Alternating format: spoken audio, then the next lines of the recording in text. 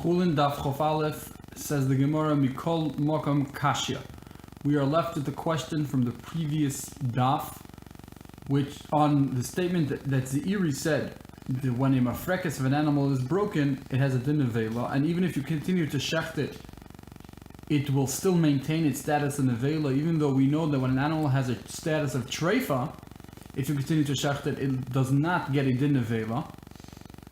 But over here he says the breaking of mafrekes, the roiv basar ima, and most of the skin on the neck also gets severed, then has a din of vela. The animal is considered dead, and shechita won't help it lose its status of tumas nevela. Rava asked, if so, by the regular situation of melika, when the kohen does melika to a oif, the way he does it is through piercing first the backbone and the spinal cord, and then he gets to the simanim. So says Rava, do you want to tell me that the Torah is telling you to take a dead animal and finish off the melika? Because once you start the melika through breaking through the mafrekes, the animal is considered dead. You want to tell me the Torah means that you're doing melika to a dead animal? Could it be? So Amarav Rava says, we should say that what does the kohen do? He should break the backbone and the spinal cord without severing most of the skin, meaning without separating the skin and the flesh on the neck. You should leave it as intact as possible and only pierce through the spine towards the simanim. When Rabbi Zera went there to Ashkechil Rav Ami, he found Rav Asi the Yosef Amar Lashmait. So he was saying this teaching of Zeir Amar, so he tells him like the same question of Rava. Could it be that a dead animal the kohen is doing melika to? Because once he breaks him a freckles, it's dead. So Ashtomim Kishal Chada, he was quiet for a moment. And then Amar he tells him, Ema Kachu. Ema, we should say that Kachu Oised. This is what the kohen does. Choytach Shidra Mafrekes. He breaks the spinal cord and the spine. Beloy Roiv Basar. Again, the same answer, that the way the kohen does it is not by severing and separating the skin of the neck and really breaking it in half, and therefore it does not have a status of a dead nevela, and therefore the kohen is really not finishing the malika to a dead animal. The animal is still considered alive. Tani Namayach, we have a brayso that's just like this. Keitzad Molkin Chatas Oif. How do you do malika to a oif that's a chatas? So choytach shidra mafrekes beloy roiv basar. So you see here that the brayso is saying that you do not cut the roiv basar ad shemagia leveshet. So the kohen pierces through the shidra and mafrekes until he gets to the veshet oilakana. He gets veshet oilakana. He gets to the esophagus or the trachea. Choytach siman echad. He breaks one siman. He cuts one siman with his fingernail. Oy rubai, or most of the siman. V'roiv basar imay. And then once he gets to the siman, that's when he separates most of the skin from the neck, and he severs the majority of the flesh.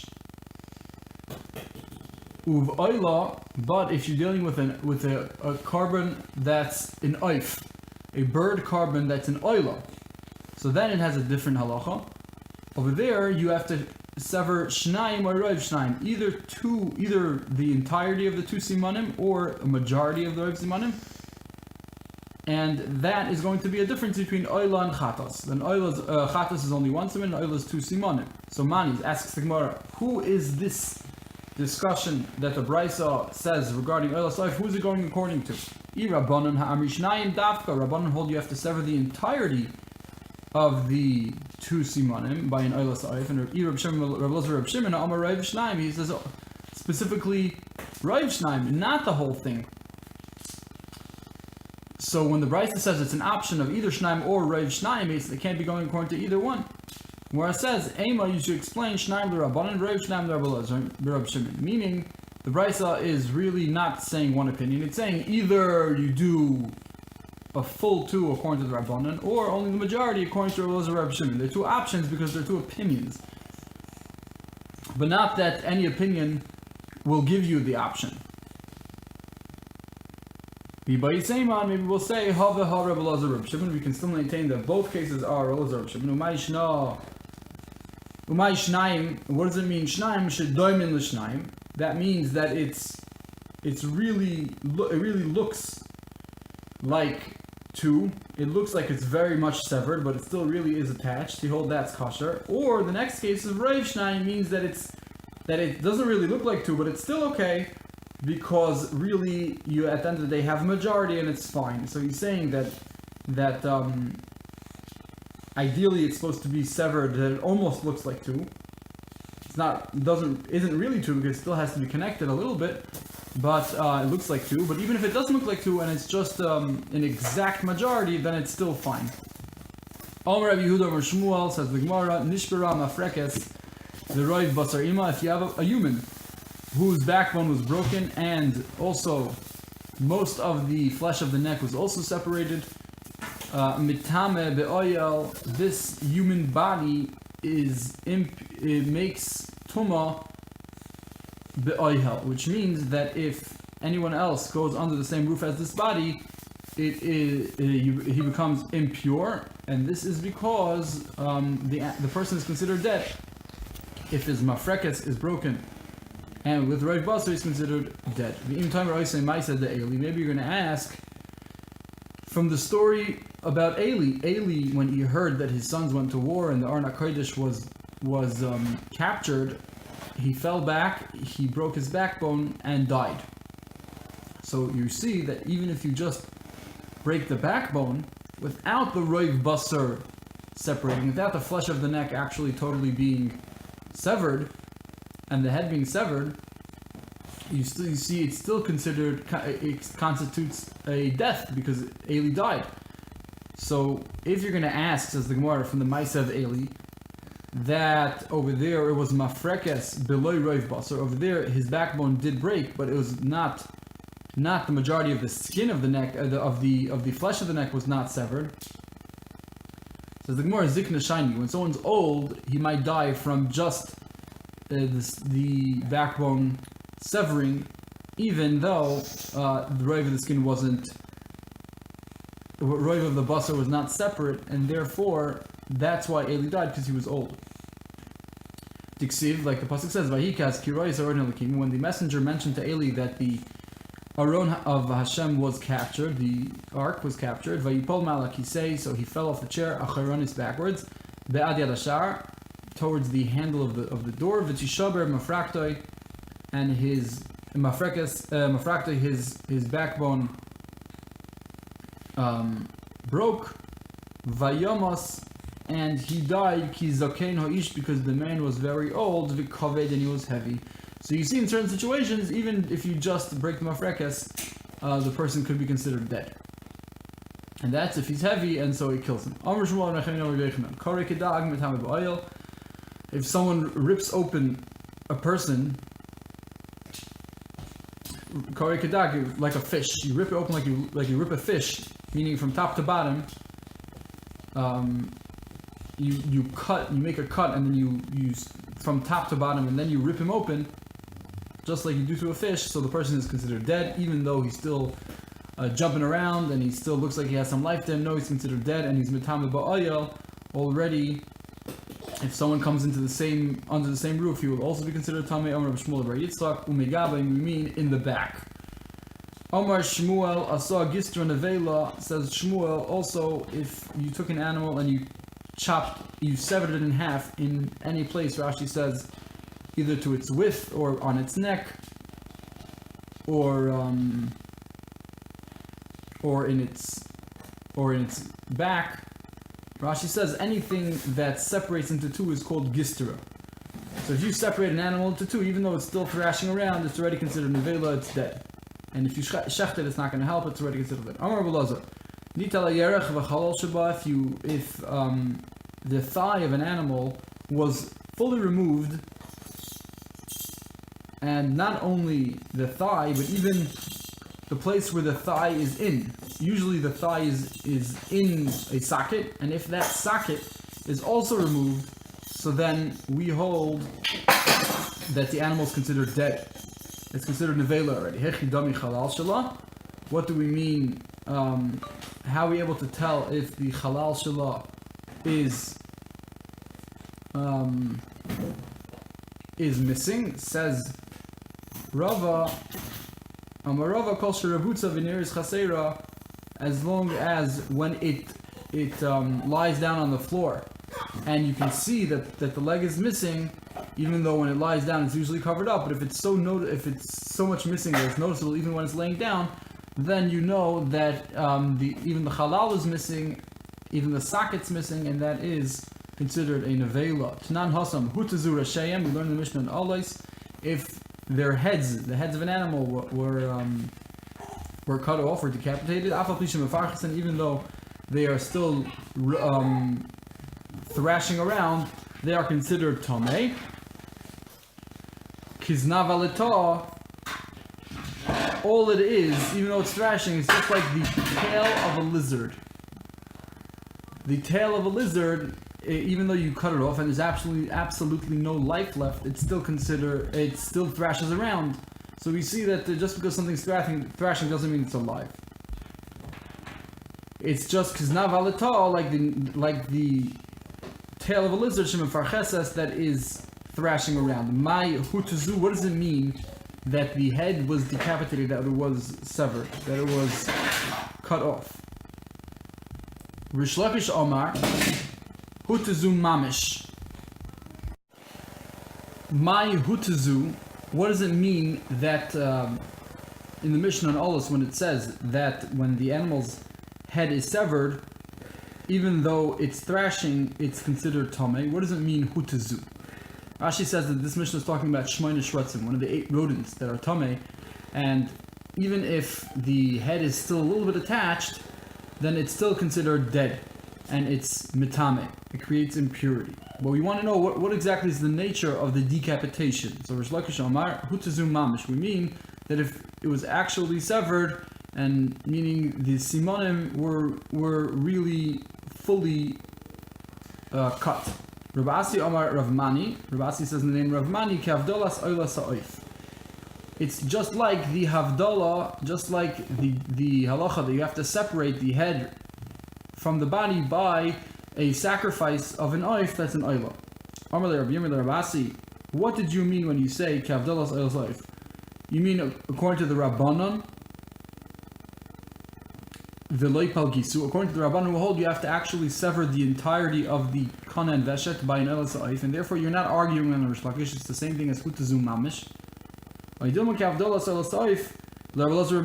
you mean like the oila sa'if of Rabbi Shimon. According to Rabbi Shimon, has to be a little bit connected, and therefore you are upalgis when you are arguing on him. He says it has to be actually fully severed, and you're saying no, even if it's still a little bit attached, it's still considered dead. I mean like how you have to separate in oila sa'if, the Rabbi Shimon upaliginan, and I'm arguing on him, and I'm going even further. Some say Rabbi Shimon ben Lakish Amar hutuzu mamish. He says they have to be severed fully. Rabbi Asi Amar Ravmani kavdolas oila sa'if. He explains explicitly that he's going to Rabbi Shimon b'Rav Shnayim, and he's explaining that he himself explains that he's arguing on Rish Lakish. Asks the Gemara, my Rabbanon umay Rabbi Elazar Rab Shimon. Where do we see this machlokes between Rabbi Elazar and the Rabbanon regarding how you have to sever the head of an oila sa'if? How exactly the malika works? Says the Gemara, the Tanya, like we learned in the Brayso, the pasuk says the second bird you make into an oila. We're talking about when you bring 2 birds, one on chatos and one on oila. The Torah says the first one you do chatos and you do malika, and the second one, the second one yasa oila, you make into an oila kam mishpat, like the law. What does it mean, like the law? Says the Gemara, Kimishpat chatas behema, just like the law of a chatas behema, a regular animal when slaughtered as a chatas. So too, this oila sa'if has the dinim of chatas of a behema, and we're going to see as to in which regard is it similar to chatas behema. You want to say that it has the same halachos like a chatas behema. Says the Gemara, Ella kemishpat chatas sa'if. Maybe it should have the same halachos of a chatas sa'if, that it does not need to be separated. By a chatas, the pasuk says, umolakes rosho, and he severs the head, mimul or poi velo yavdil, and he doesn't separate. So maybe the oila is going to have the oila saif is going to have the same din as the chat saif, in that you do not separate the head from the body. So maybe when it says kamishpat, we mean kamishpat oila saif. Says the Gemara, kishu oimer vehikri vai, when the pasuk says by an oila saif vehikri vai, so that already, he's makriv it. That sounds like it's giving oila saif its own category. When the kohen is makriv it sounds like it separates oila saif into its own individual category, and therefore oila saif is going to have to have something different than chatas ha'if. Chilek hakosuv. The pasuk made a differentiation between chatas ha'if la'oila saif. Umani mekayim kimishpat. So then, if so, what do I mean? What does the pasuk mean when it says "Ves Hasheni yas oila kamishpat"? What does it mean? Like what law? Like what law is the pasuk referencing? Kamishpat chatas behema. It means really just like a chatas behema. And in what regard? Ma chatas behema, just like chatas behema, ein ba ella, only comes min chulin, which means that you cannot bring it from meiser sheni money. Uva yoim, and has to be brought during the day. Uviyadu yahayimanis, and it has to be done with the right hand. Just like a chatas has all those dinim, so too, just like a chatas behema has all those dinim, so too an oila saif has these dinim, and that's what we learn from the reference of kimishpat. Af oila saif, so too oila saif ein ba ela min chulin, not from meiser sheni. Uva yoim during the day. Uviyadu yahayimanis in the right hand. Says the Gemara, imal halon beroiv shnayim. Maybe you would think you have to sever, just like by chatas behema, which we're comparing to oilas ha'if. Just like by chatas behema, you have to sever the majority of the simanim. Afkan b'roiv shnayim. Maybe over here, all you have to do is sever the majority and not the entirety. Talmud Leimer umolak v'hiktir. The pasuk says by oilas ha'if umolak v'hiktir. Molak means you separate. V'hiktir means then you burn it on the mizbeach. And we learn out from this mahak Torah. Just like when you burn it, haroish be'atzmai ve'haguf be'atzmai, the roish and the bird, or the roish of the bird and the head of the bird and the animal of the bird are separate. So too, af melika, also when you do the melika, in the melika process itself, haroish be'atzmai ve'haguf be'atzmai, which means to say that the melika process of an el sa'if has to be that the head is being fully severed from the body, i.e., you're separating the simanim fully. You're chopping through the simanim 100%, not like a chatas behema, which only needs a majority, but the oil saif needs the entirety of the simanim to be severed, and this is the shita of the Rabbanon. Rashi brings the Taras Kainim, which teaches us that the Haktara, for sure, the Roish and the Guf are separate because it says the word Haktara twice. So you see there are two Haktaras. Why? It must be the Roish and the Guf are separate at the time of burning, at the time of Haktara. And we learn from Malak Vehiktir that the Malika has the same din as Haktara, just like the Haktara is fully, it has to be separated. So too by the Malika, it's going to be separated. And therefore, and this is the Shita of the Rabbanan who hold that you have to actually sever the entirety of the Simanim. Rabbi Shmuel says, Kimishpat. What does Kimishpat mean? Kimishpat chatas ha'if. It's going to have the same din as chatas ha'if. Ma chatas ha'if mimul oiref. We just learned now, just like chatas ha'if, the place of melika is done at the bottom of the neck, opposite the oiref. Af oilas ha'if, also too oilas ha'if is in this place, mimul ha'oiref, and it's just teaching me the location of the melika. So, says, it continues, Rabbi Shmuel, imal halan moilik ve'enu mavdil b'simen echad. If the comparison in the kimishpat that the Torah is referencing by oilas ha'oif, which is telling me it has to be done kimishpat, and kimishpat means like the law of chatas ha'oif, so then maybe we should go fully and say the comparison to chatas ha'oif is a full comparison, and just like by chatas ha'oif, you separate and you do not separate one full siman, meaning by chatas ha'oif you only separate one siman and not the other. So to here, maybe also over here you have to separate and not fully separate b'siman echad. Talmud Leimar v'hikri voy. So he says the same thing. We learned v'hikri voy from the fact that Oila Saif is singled out into its individual category by the Torah saying v'hikri voy, and you have to be makriv it. So we see from here that Oila Saif has to have a different din, and therefore we're not going to learn from Chatas Saif that you only have to sever one sim and you have to sever both simanim. Rabbi Elazar Reb Shimon Aimer. Rabbi Elazar says Kemishpat means Kemishpat Chatas Saif. Ma'alon oiches beroish uvaguf umazeh. Just like over there, when you hold the head, you're also holding the body, and then you spritz the blood onto the mizbeach. You sprinkle the blood onto the mizbeach. So over there, it's connected. Afkan oiches beroish uvaguf umazeh. So too over here, when you hold the head, the goof is attached to it. The body of the animal is attached to it. And they changed it to umoitze, or he squeezes it on the mizbeach. By Elasayif, it's a different din. But either way, he learns from Chatas Saif that just like Chatas Saif, it is connected. The roish and the body have to stay connected. Like the pasuk says, Lo Yavdil. So too over here, they have to stay connected. Micah Omar, what do these words mean? It says, when he's holding the head, baguf mazeh, he sprinkles with kishu oiches harosh baguf, when he's holding the head through holding the body, because they're connected, like I explained before. Mazeh, and then he sprinkles. Afkan also there kishu oiches harosh baguf, when he's holding the head, the head through the body, because it's connected. So the way you hold the head is through holding the body. So too. That's how you sprinkle it. Says the Gemara, continues Rabbi Elazar, if maybe you would think, just like over there, it's b'simen echad, afkan b'simen echad, you only have to sever one time. Again, it puts it into its own category.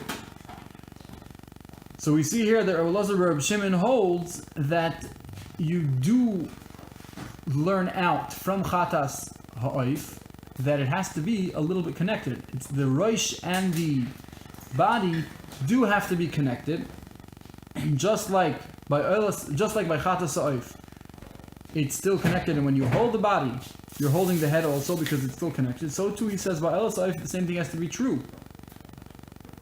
But he still maintains that by Saif you have to sever both the kana and the veshet. So must be, he holds, even though you have to sever both the kana and the veshet, you cannot sever it entirely. You have to sever it only partially. But the majority of the kana and veshet you have to sever, but not the entirety.